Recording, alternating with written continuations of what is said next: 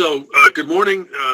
My name is Norm Janes, and I'm doing an interview with Doug Crockett. This is part of the Legal Aid History Project,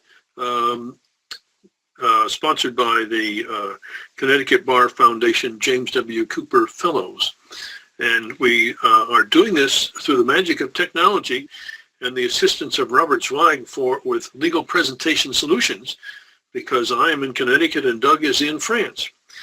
So Doug, thanks again for giving us some time, and it's nice to see you after so many years. I think, Doug, we actually tried to do this in an earlier version and weren't successful, so we're going to try again. So Doug, you know that some of the questions I'm going to ask, but I'd like to have you start. Give us a kind of a brief timeline of your active involvement with legal aid. I started with Neighborhood Legal Services in Hartford in December of 1968, and I retired in October of 2003. I worked first for 3 years and 2.5 years in the South Korean office in Hartford, and then I became the director of the Tolland Wyndham Legal Assistance Program in the office in Willimantic. I was there for roughly 7 years. Then we formed Connecticut Legal Services. I became deputy director and eventually gained the title of chief counsel.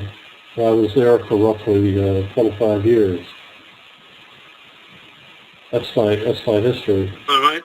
Okay. And lots of things happened in all those years. Let's go back. Let's go to the very beginning and talk about your work in Hartford. As I recall, you had been out of law school for a very brief time before you started working at Neighborhood Legal Services. How did you end up getting a job there? Well, I worked for 3 years, really, for the General Electric Company as a software engineer. I had this dream, which took me a while to fulfill, of living in Europe. I thought working with computers would get me there, but it didn't. And my roommate from law school, Dwayne Cotton, was working for Legacy in Norwich, and he told me I should go into legal services because he said, you can make as much trouble as you want and you actually get paid for it. He says, we'll never leave, Doug, and he was right, I never did. And I worked in the South Korean office. Who was, how many people were there? What was the setup? Again, this was in 1968, well, part of it was the managing attorney and me. And it was a tough baptism for me because the managing attorney, kind of an odd person, and would not explain anything to me about the practice of law. And in those days, in law school, it didn't have a clinical program. It was taught by professors, most of whom, just about all of whom, had never practiced law. So I had no more idea after finishing law school about how to practice law than I did when I began. And to give you an idea of what it was like, my first day, they put 72 divorce cases on my desk and claimed cases for me. I had no idea what to do. I'd never been in divorce court, and I had no idea what to do. And I asked the managing attorney, I said, oh, you just read the statute. I read the statute, got the court. Needless to say, my case was the first case. I had never seen a divorce. I didn't know what I was doing. And I looked up, and the clerk in the court was a guy I went to high school with and law school with, Lou Coaches. And he just took pity on me and got up and stood next to me and told me what to do. I was so pitiful. The judge was Judge Stanley. He was not a user-friendly judge with lawyers. And he didn't say a word. He seldom missed an opportunity to give you a hard time, but right. I was that bad. And I basically taught myself how to practice law, and I got to the point where I had all these divorces to do. I did 53 divorces my first year, and I would wait for the judges that no lawyer wanted to be in front of. And when they came in, no one claimed their divorce cases, and I would claim all of mine, because after what I went through the first time I did a divorce, what else are they going to do to me? So I put up with the difficult judges, and that way I didn't have to wait around, and there weren't too many other lawyers silly enough to claim their cases. But eventually a guy, a wonderful lawyer person, Ray Morrison, came in as the managing attorney, and he and I became great friends, and he'd had a few years' experience. And we basically taught ourselves how to do federal litigation. We went to a conference, and the guy told us about 1983 and the Civil Rights Act and 1343. We looked them all up and filed a case on behalf of all minorities in Hartford and all of the minority police in Hartford, way beyond our ability. But we did quite well, and Sidney Shulman, the director, after we both left, finished off the case and got a good settlement thanks to him. That was against the police, did you say? That was against the police chief and the mayor. Hartford at that time led the nation in per capita incidents of race riots. And there were race riots quite frequently. And the police would be heavily armed, and Ray and I'd be walking around at night, and everybody knew who we were. I wouldn't say we were, like, beloved or anything, but they knew we were there, and they knew we would sue on their behalf. And you could hear all the Puerto Rican men tend to stand around the street corners at night, and you could hear, abogado, abogado, Spanish for lawyer. And they just couldn't believe we could get around without any problems. But the office itself was chaotic. The program was chaotic. Everybody was new. This is everybody's first job. Nobody really knew a great deal more than I did how to practice law. Everybody learned pretty quickly how to have some expertise at landlord-tenant. But it was a pretty rudimentary practice. There wasn't even a welfare manual in every. I don't think there was one complete manual in the whole program. Well, it was pretty basic. Most of the cases that came in were either landlord-tenant or family, some consumer cases. We really didn't know enough to do much of the area of welfare. It really came later. And we had no caseload control. It was 1 month. I took in over 100 cases. And one day, during that month, I interviewed the husband. In the afternoon, I interviewed his wife, and I put both files out to have complaints typed out. Fortunately, the same secretary got both files and realized I was attempting to represent the husband and the wife against one another at the same time. I said, "This is crazy. We have to do something." And Ray and I instituted caseload control and limited the number of open cases we could have. We limited the number of family cases so that we got more of a mix for our clients. And we were on our way. I mean, Ray and I did quite a bit of federal litigation, mostly civil rights type cases. Let me interrupt you just because I want to go back before we get into some of that. Obviously, you were doing something right because all those clients were come pouring in the door. What was the relationship with the community? How did you get those clients? And you mentioned folks on the street knowing who you were. What kind of work were you doing that all that was possible? Well, we were representing people in large numbers, and I don't know. I remember one day I was in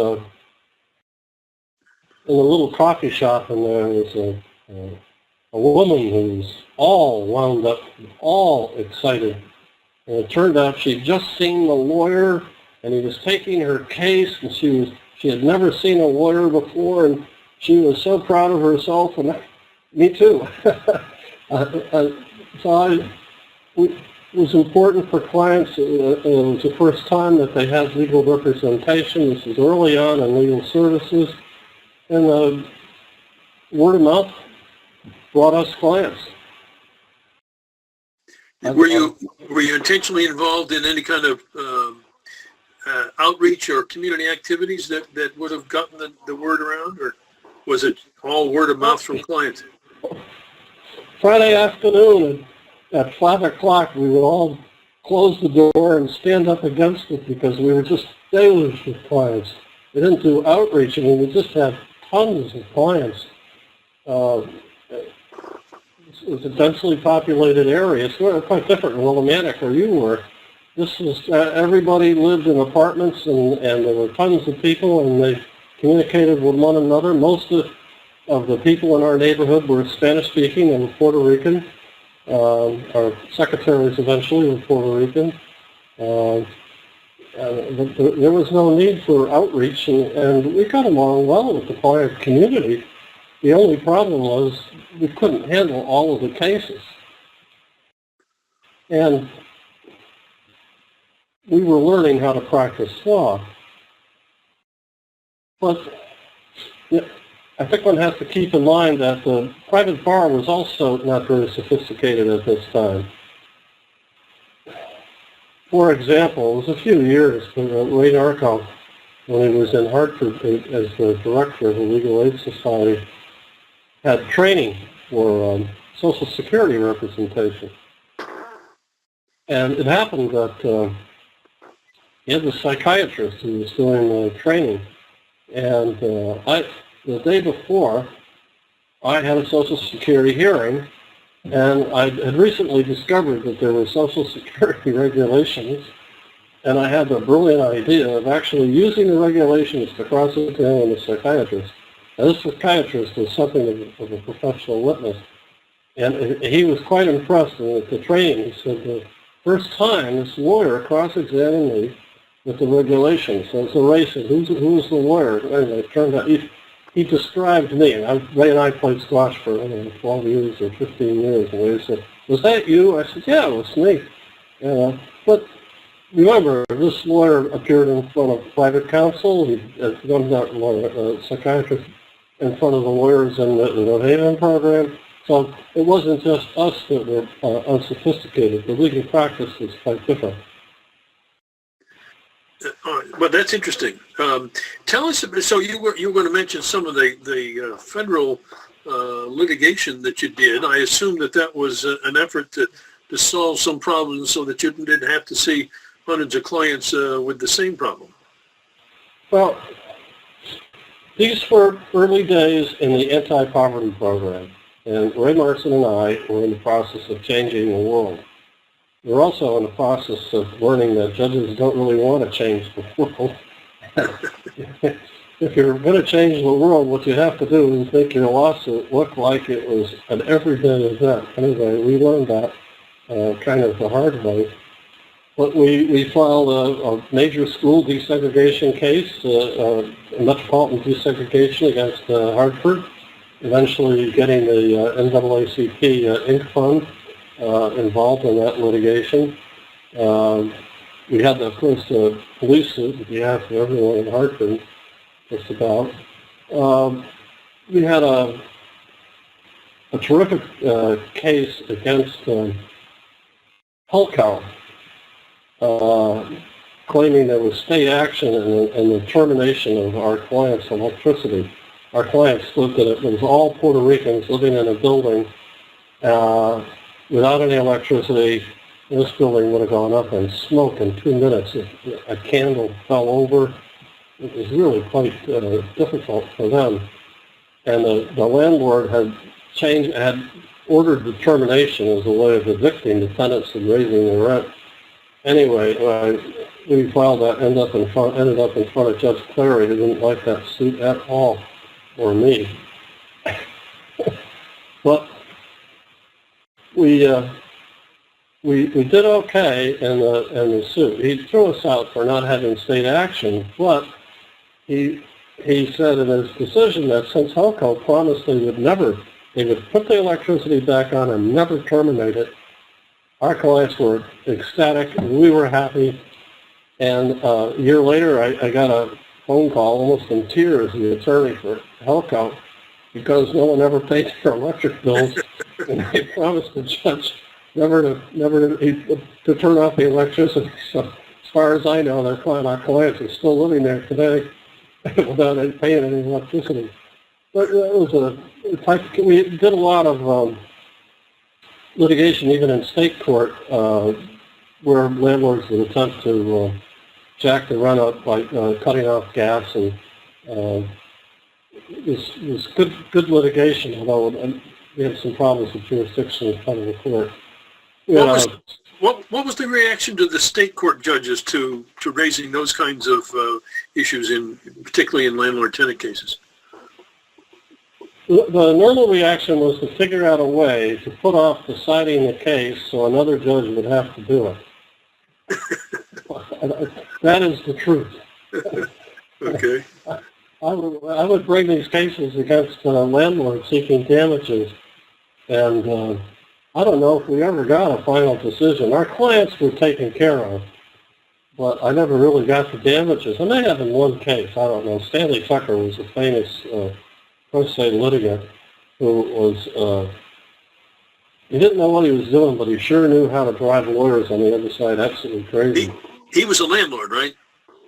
He was a landlord and a infamous pro se litigant, federal court, state court. Right. It's a serious error to sue him.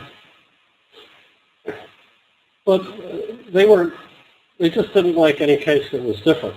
Right. It wasn't an anti-legal aid, anti-poor person attitude. It was just, this is a lot of trouble that we don't know what to do? Yes. The only time we would run into, I think, anti-legal services was landlord-tenant. And judges couldn't quite get over the fact that we were representing deadbeats who hadn't paid their rent, and we were raising technicalities and keeping people in apartments. I can remember being in front of one judge. I've forgotten his name. It's one of my favorite judges. He said through clenched teeth, "Let the record show that the Supreme Court of the state of Connecticut is forcing me to rule in the favor of the tenant." He was quite irritated. And what about the other thing we've been talking about in these interviews is the reaction of the private bar in these very early days. How did the Hartford bar respond to the idea of a legal aid office generally, and specifically to the kinds of cases that you guys were involved in?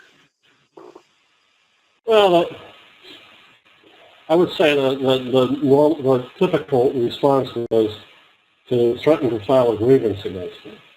And it was normal. I have no idea how many times I was threatened with a grievance.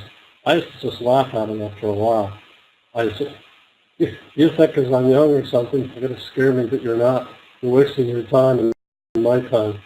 I even had one guy who was on the board of directors of Neighborhood Legal Services. Sid Schulman was good at protecting us. That never bothered me. He threatened to have me fired and stuff. But other than that, it was mostly landlord-tenant cases and mostly threatening us with grievances. There was no reason to do that in a divorce case for the most part. There was no attorney representing the other side. The only attorney that would be involved in the case was Frank McGregor, who represented the welfare department. He also did in federal court. Very nice man.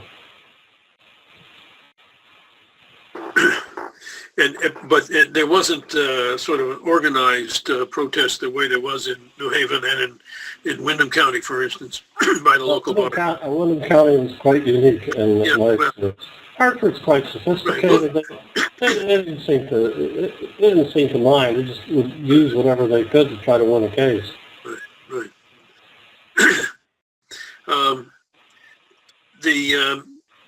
Can we talk about your move to Willimantic, because that happened, you were there, you were for 2 weeks, you said. Tell us what was different in Willimantic. Well, Bruce Furwald was the director in the Colin Linden program. As nearly as I could tell, he picked me to be his successor, and he did that, I think, because I dressed very conservatively. I was a little older. I came out of big business, and I have a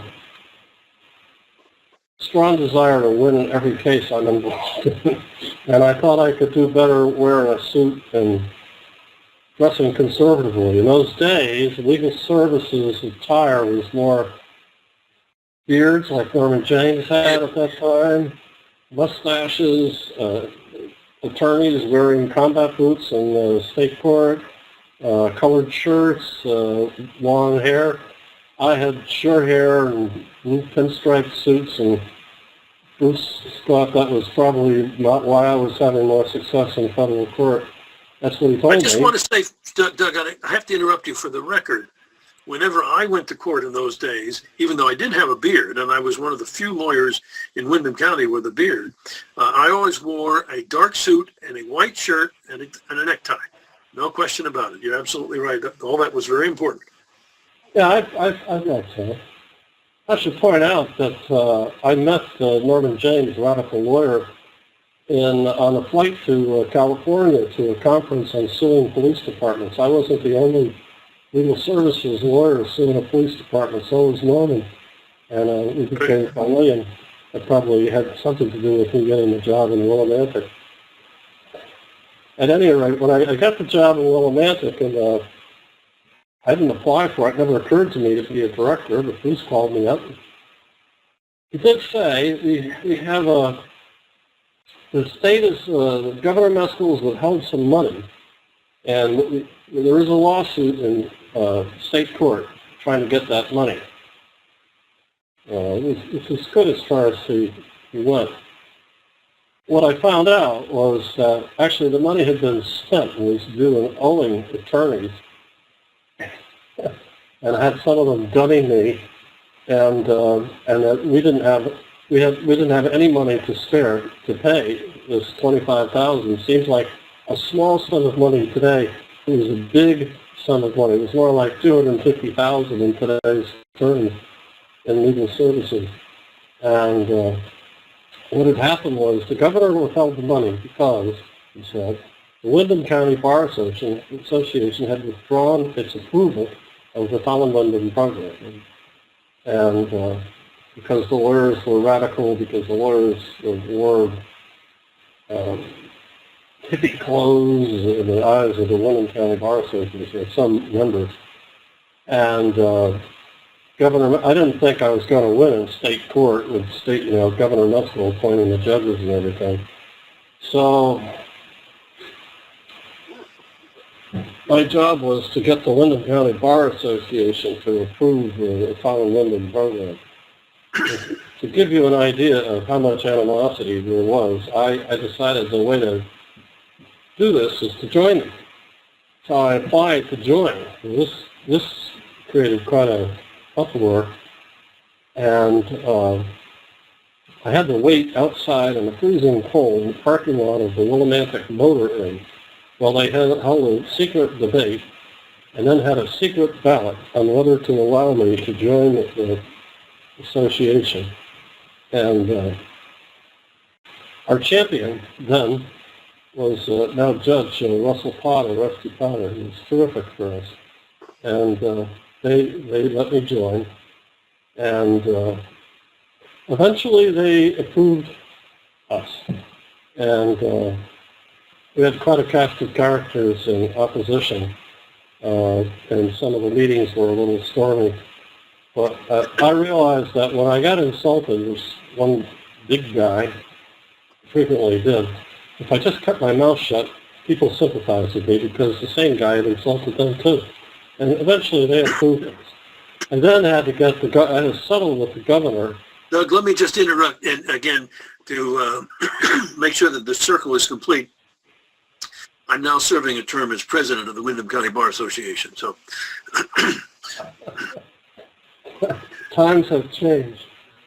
Yes, they have. Yes, they have. Well, I had a really bizarre thing happen. One day in the mail, Bruce Furwald, the former director, received in the mail from the Republican National Committee a golden elephant. So, my brother taught sailing at the Milford Yacht Club, and they gave him the yacht club a blue blazer with the yacht club burgee on the lapel, on the pocket. And I put the gold elephant in my lapel and went to see the governor's agent, Susan Hobby.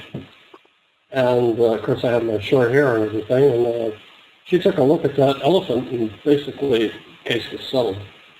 Called up the governor, but she just did a double take. I said, "Wow, this is quite a bit of fortune." I never know why or how this ever got sent to Bruce, but I will say that our experience was such. I said, we have to all join the Windham County Bar Association. We've got to start being active in the Connecticut Bar Association, and we did, and it paid off. And we got the end result is Norman as the chairman of the Windham County, the president of the Windham County Bar, and the director of the Connecticut Bar Association, and Norman and me and others getting to be James Cooper Fellows, and getting Norman and I getting awards from the Connecticut Bar Association. So it was in the long run, it was a good lesson, and I could pay the lawyers. Actually, no, that was that project that the state was withholding the money was a kind of adjudicare project, wasn't it? That's right. Yeah. Lawyers were hired to represent our clients and paid out of this fund that was all spent. We were borrowing money on a monthly basis to make our payroll. We were quite destitute. But that Judicare model of hiring private attorneys to represent individual clients was one that was being experimented with in those days, but it never seemed to last. I think that the last experience I know about it was a similar thing that the Legal Services Corporation did in Meriden, Connecticut for some few years later, but it only lasted a few years. And my understanding is that there's only a few places in the country now that have anything like that.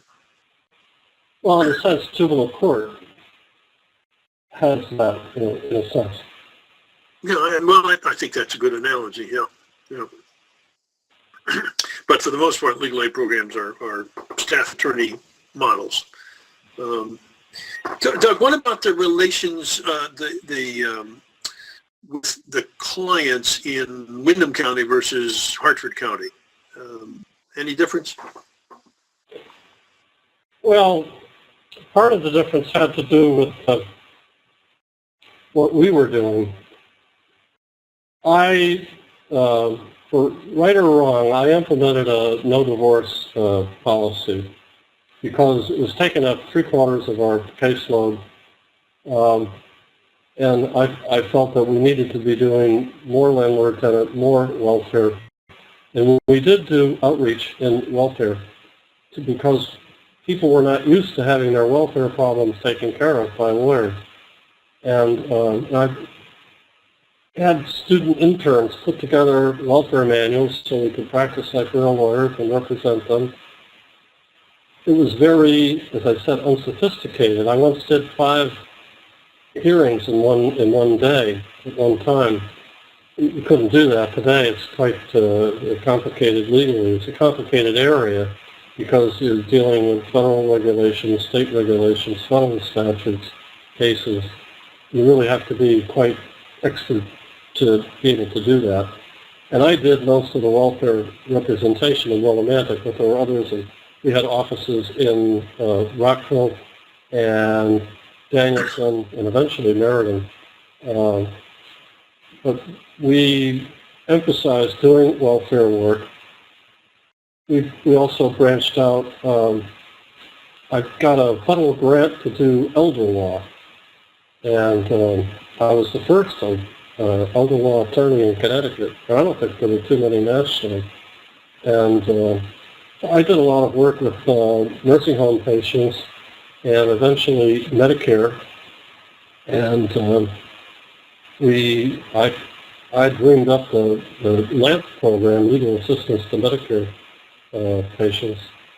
At some point in time, I was able to fulfill another dream of mine and hire Norman James, and then gave him the baton for the elder law and the implementation of the LAMP program with Medicare. So that work was carried on, but I did a lot of outreach work. I had a paralegal, Nelson Checkaway, and he went to all the senior centers and got people to realize there are lawyers out there and they can deal with their problems.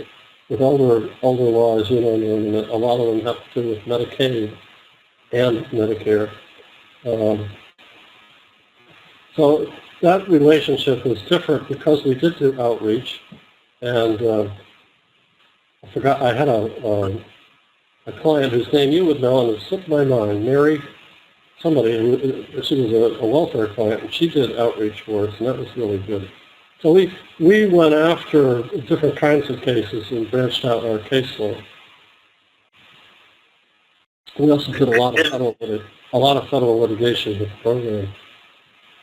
Right, I was going to ask about that a lot of that was in federal court as opposed to state court then. Certainly, point out the obvious, began to be quite different than it was when you walked into the office of South Green Office of Neighborhood Legal Services not too many years prior, and really a much more sophisticated kind of experience for the lawyers and for the clients. In federal court, is it mean? Well, I mean, sort of across the board. I mean, again, rather than just sort of taking the next client or whatever the problem is, being much more conscious about what kinds of cases you were going to do, and I don't know whether this is a matter of sort of setting some priorities. I don't know that you had a priority setting process, but making some decisions, conscious decisions about where the energy was going to go, and try and make the most benefit for the most clients out of the limited resources. That, and we had, our staff was big enough to begin to specialize, and I think that also drew in clients. So we even had somebody doing juvenile court and special education, disability, somebody doing housing law, Ray Kelly and I doing welfare law. Then Ray did the welfare law, and I did elder law. And so yes, we definitely targeted different parts of the client community and looked and saw how many. I wrote a pamphlet with a friend of mine, Ken Haddon, who's a demographer at UConn, taking a look at our client community and how many were elderly and how many were disabled, and matched that against our client population to try to help us represent all factions in the client community. Doug, let's jump ahead to much later in your career. Just briefly, when you were chief counsel for Connecticut Legal Services, and you said you left in 2003. Do I recall that correctly? That's right. Yeah. So by the time we get into the 1990s and the turn of the century, I mean, was the practice and the caseload and the kinds of cases very different then? Certainly, it sounds. I'm guessing it was, since what you started with in Neighborhood Legal Services. But was it different than it would have been in the 70s when you were running the Tunnel and Window program?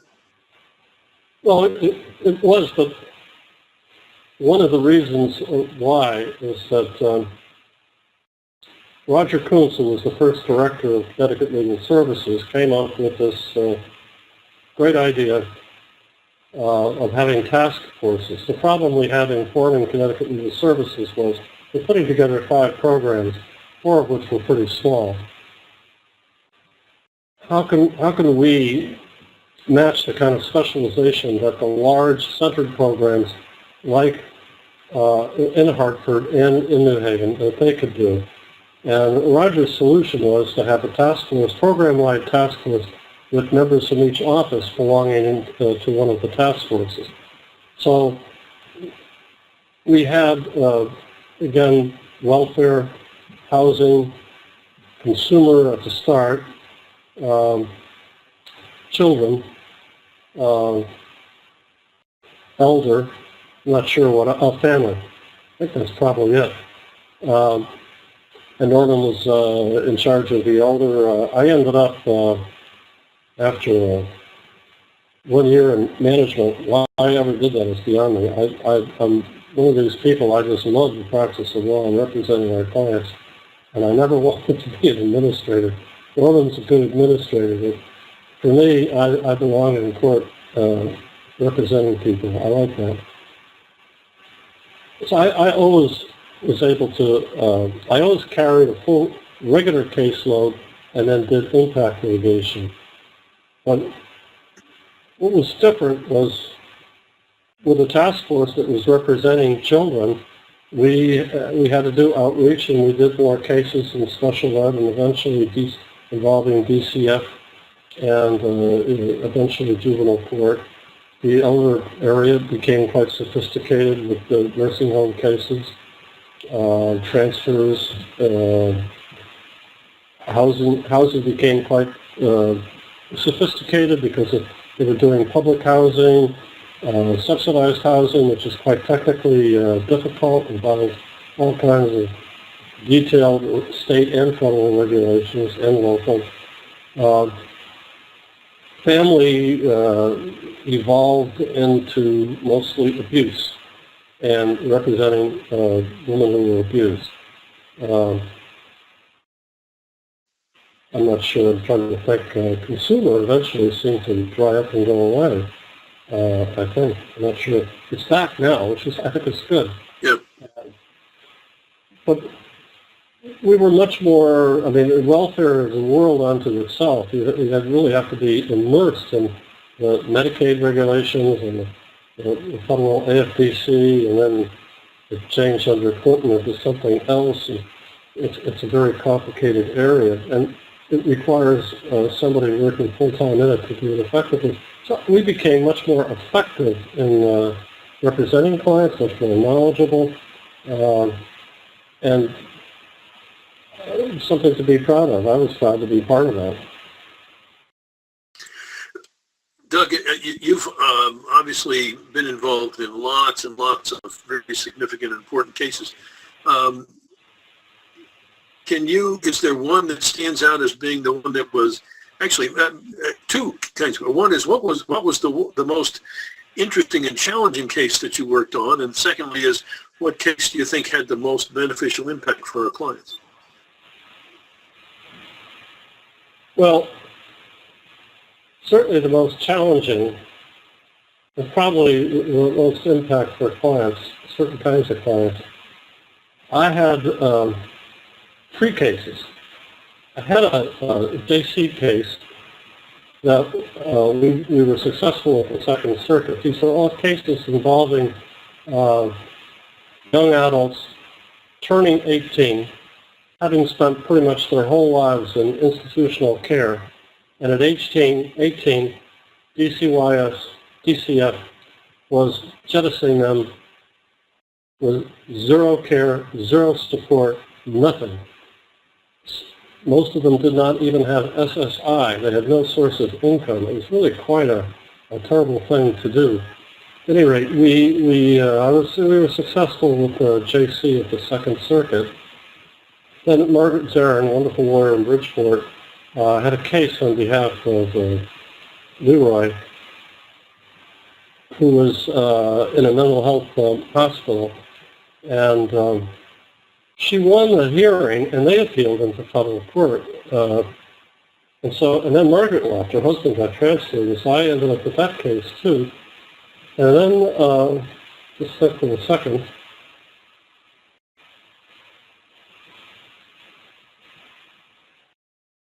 KP, the third one, I did a hearing for him.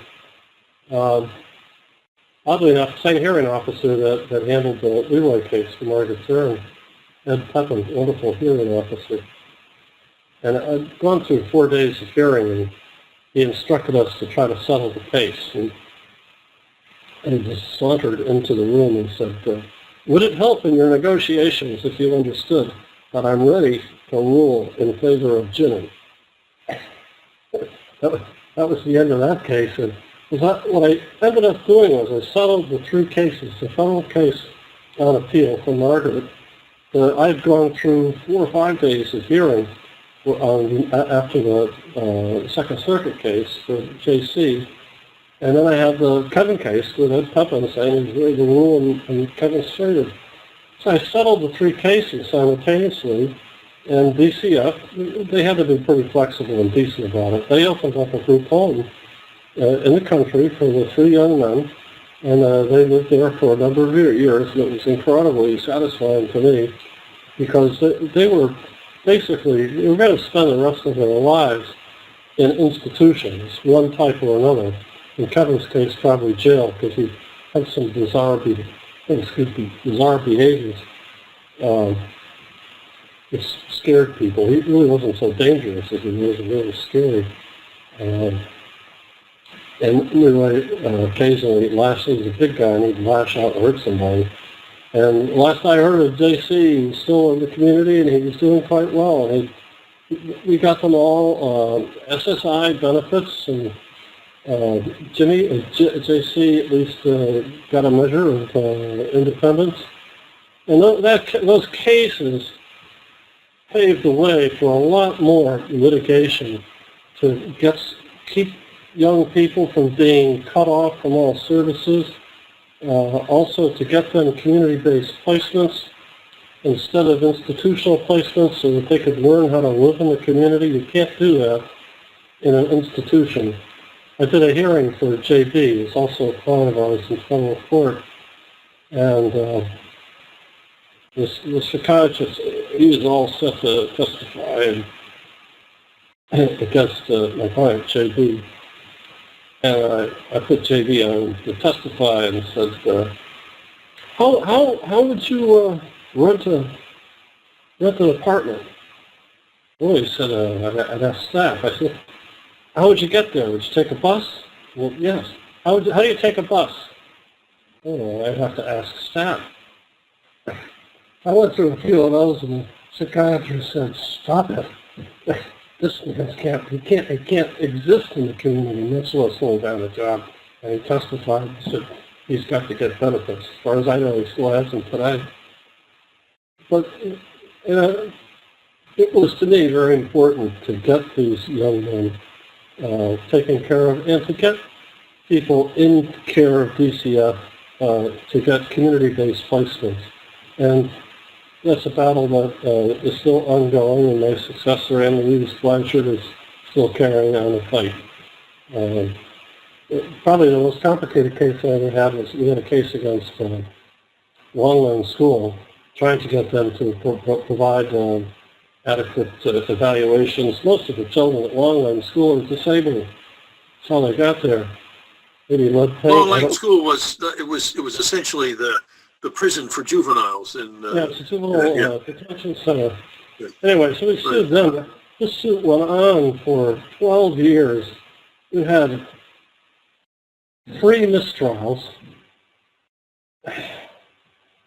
And this is my favorite moment in court. I filed for interrogatories of the current status of what was going on, treatment rendered, etc. Because I knew that the way you defend these pattern and practice cases is, at the end, after discovery is completed, is to raise your hands and say, everything has changed, everything is perfect now. And you don't have any discovery, and it's, so I got the answers under oath for the interrogatory, so I turned around and took the same answers provided under oath as requests for admissions. Well, no one wants to ever admit anything, but they didn't really have a choice because they were their own answers under oath. So they admitted them, and then I spent forever trying to figure out how to use those. And Norman tried. Jackie Smith tried. Lots of people tried. I tried. And then finally I realized the way to do it is to bifurcate the trial, claiming that they can't contradict the requests for admissions, but they have to at some point in time defend themselves. So we'll have and what I wanted to do is to use the request for admissions to bifurcate the trial. So the trial would be on the issue of liability, whether they were wrong at the time discovery was completed. And so that worked. And the judge made my argument, and the judge looked at me and smiled, and he said, "I think you've got him, Mr. Crockett." That was my best moment in court. Many lawyers live for things like that. And clearly a far cry from appearing in divorce court and not having a clue what to do, I think. Yes. Yes, it did. And we won the case. We took it to trial, and we were successful.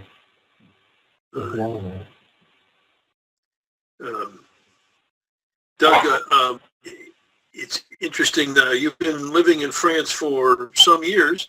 I'm wondering, is there a system similar to our legal aid system in France that you know about, or is the practice and the legal system so different that they don't need that?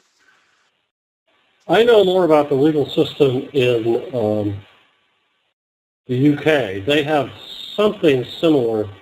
Well, what they call legal aid in the UK is paying the most expensive lawyers to represent criminals at huge hourly rates, and of course they're always running out of money. They have relatively small legal aid type offices where they do a lot of community education, but they do some litigation. I haven't been able to figure out the French system. I know they have people. It looks like they have the equivalent of public defenders, and I'm not sure beyond that. The French system, legal system, is very, very different from the United States. If you have a problem with a state agency, I had problems with very aggressive collections by loan agencies, including some national ones. You go to the banking commission. The banking commission is terrific. I had 3 vice presidents from a big national loan organization in my little humble office in the South Korean because they enforce it. In France, they refer you to public service or to private organizations who will have volunteers who can give you advice that is, I've had some, not very good. I don't think it's anywhere near what we have in the United States. Well, I think we could probably get you to tell lots more stories, but don't have unlimited time. So what would be your sort of, I don't want to ask whether a concluding thought, but any final thoughts you have about that, those many years of legal aid experience here and what you learned or what you think that you were able to accomplish, or maybe even what you wish you had been able to do that you weren't? Well, one thing, and then there are a couple of questions that were on the pre-printed form that I got, which if you don't mind, I'd like to answer. But in response to your question, the one omission, in my opinion, on legal services part is juvenile court and juvenile court representing mothers, not as opposed to children. There's a fair amount of representation of children, but the fact is that the mothers in juvenile court are not always the most attractive clients. Juvenile court is the poor person's court. I've had plenty of cases here, and I've never seen a middle-class family ever. I'm sure that one has been there, but it's all poor people. And you've been there. I know you were doing volunteer work, so I was told.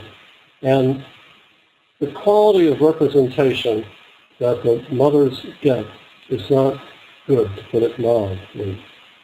And it's not what we do. I used to do a fair number of cases, and Judge Brenneman was fond of saying, when I came into a courtroom, why is it, Mr. Crockett, whenever you appear in my courtroom, it turns into a circus? And I would just mumble to myself, because I'm fighting for my clients. That's what legal services lawyers do. And it's like a clubhouse.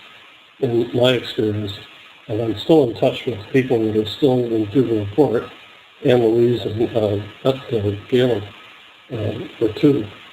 I think Captain Williams also. I don't think that it's really changed. It's different. And my opinion is we should be there, and we should be there on behalf of the moms who need it, regardless of whether they have neglected their children or not. I represented some mothers who neglected their children. When I read what their childhoods were like, I got a completely different picture. One of my clients was locked in a room, in a closet for 6 years by her father. Another was sexually abused by her father. And I said, they really tried, and they really deserve representation. I didn't win a lot of cases in there, but I did get better visitation, better conditions, involvement, and in some instances, we were successful. That's an omission in my opinion. We should be there. The questions that, couple questions you had given me in writing. One was mental.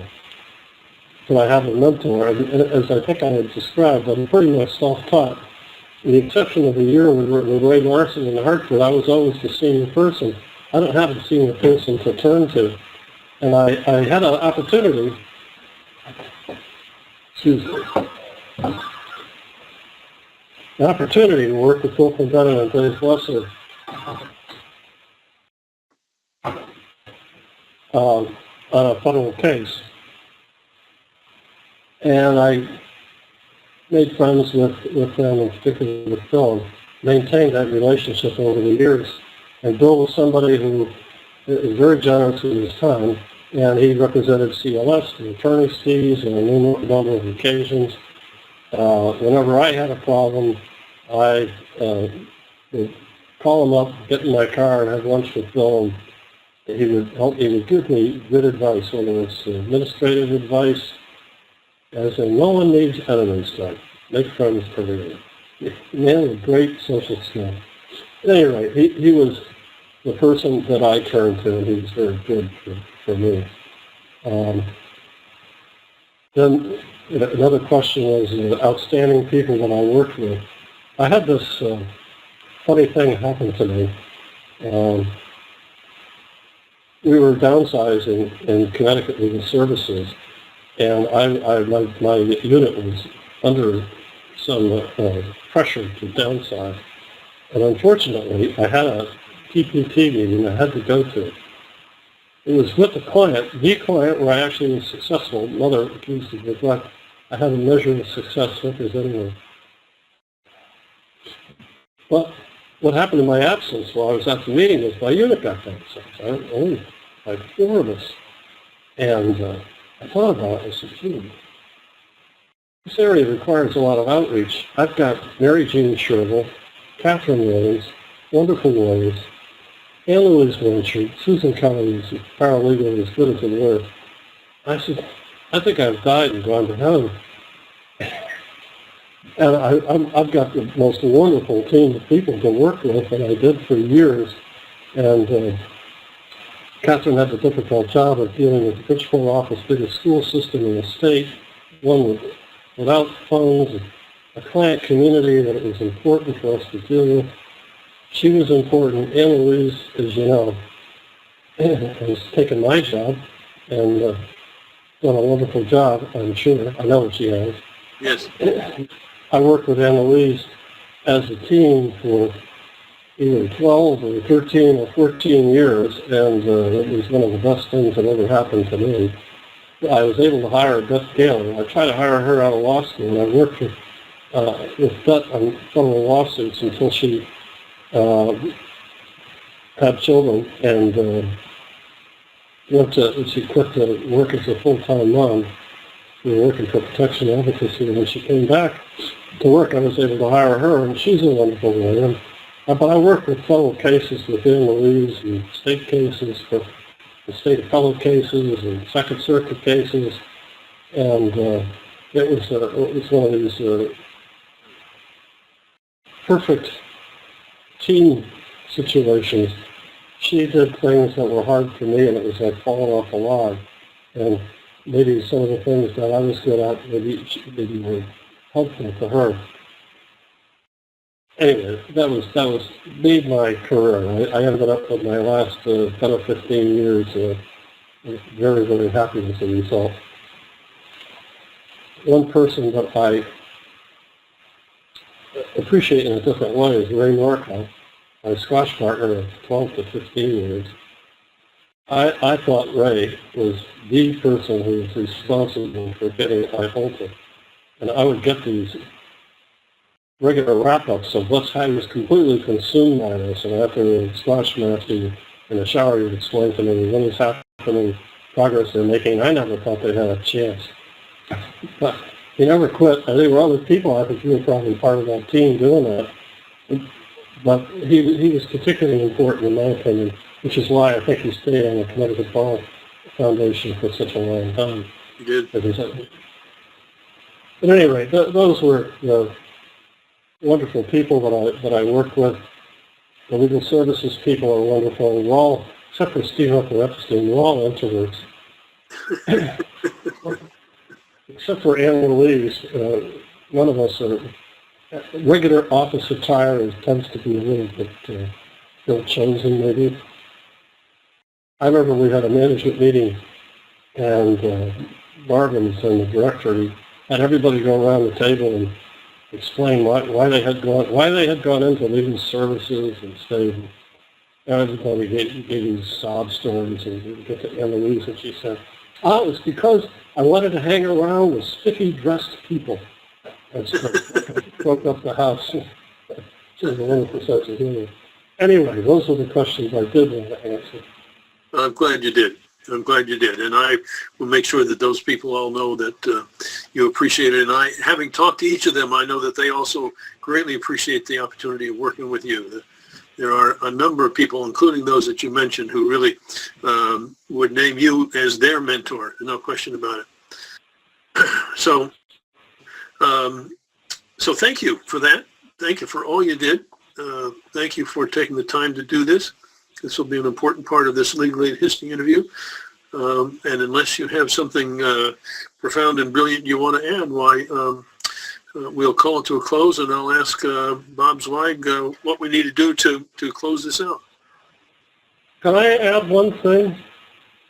Yes, okay, go ahead. It's just a question of perspective. I always carried a regular caseload of individual cases, as well as doing flashy cases in federal court and appellate cases in state court. But the individual cases are every bit as important, and I'd like to share one of my favorite moments. To show what a small person I am, that this is one of my great moments. I was up in Danielson with this horrible principal of the high school, and my client the mother was a Puerto Rican and did not speak English. She had a daughter. I think she was a dealer at the casino. Anyway, she was very sharp and fluent in both languages, and then the young boy wasn't there. As typically at these meetings, he's loaded up with about 14 people. We could have had 3, but it's done with it. She's loaded up to intimidate me. And this is how I make my living, so it didn't intimidate me, it didn't intimidate anybody. It does this on a regular basis. Anyway, she was just trashing my client and being very rude, this principal. And I kept on making a statement about how it was the school program that was responsible for the young man's disability. There's a really need to have an appropriate school program. About the 4th or 5th time I've said this, the principal had launched into this. We've had enough of hearing your opinion. We don't care about your opinion, Attorney Crockett. We care about what the professionals say. I said, oh, really sorry. I was reading from the minutes. That's a statement made by the school psychologist. The dealer from the casino, I thought she was going to explode. She was covering up her mouth to stop from laughing. I looked around the room, so was everybody else. this nasty principal wasn't just nasty to the pupils, and she was nasty to her coworkers, and everybody then joined together and developed a good program for my client in spite of this principal. It was a wonderful moment for me. It's the kind of thing I live for. Anyway, that's it for me. Thank you, Doug. Thank you very much.